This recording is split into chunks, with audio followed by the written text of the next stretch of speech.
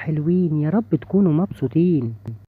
يا ماما يا بابا، فاكرين أيام زمان لما كنا بنقعد في حضن أمهاتنا وتيتا تحكي لنا الحدوتة؟ وكانت الحدوتة قبل النوم على طول، وكنا كل يوم بنستناها في نفس الميعاد. كنا بنضحك ونعيش اللحظة ونحلم بحكايات مش شبه الحاجات.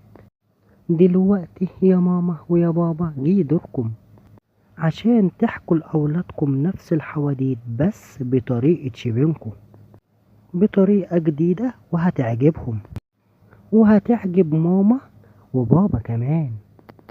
القصة دي مش بس ممتعة، القصة دي هتعلمهم وهتخليهم يناموا وهم مرتاحين ومبسوطين، ويتربوا على القيم الحلوة زي اللي احنا اتربينا عليها.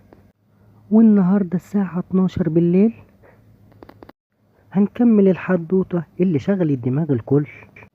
سكر الشقية وصلت للكنز، بس المفاجأة طلعت أكبر من أي توقع. لو ما شفتوش الجزء الأول ارجعوا شوفوه، لأنه مليء بالمتعة والخيال وكمان لغز. هينمي معدل ذكاء تركيزهم وتفكيرهم، وكده ضمننا إن نخلي ولادنا يناموا وهم مبسوطين، وكمان نمينا التفكير وعلمناهم حاجة جديدة لما يسمعوا القصة ويحاولوا يحلوا اللغز. أما بالنسبة للجزء التاني من الحدوتة هنقول ازاي ده حصل مع سكر والجني والمصباح العجيب.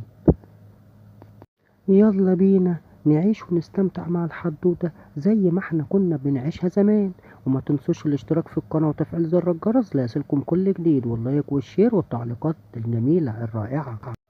وما تنسوش تكتبولي في التعليقات ايه رأيكم في حواديتنا، وهستناكم في حواديت جديدة مع قصص وحواديت شبينكم قبل النوم. مع السلامة يا أصدقائي.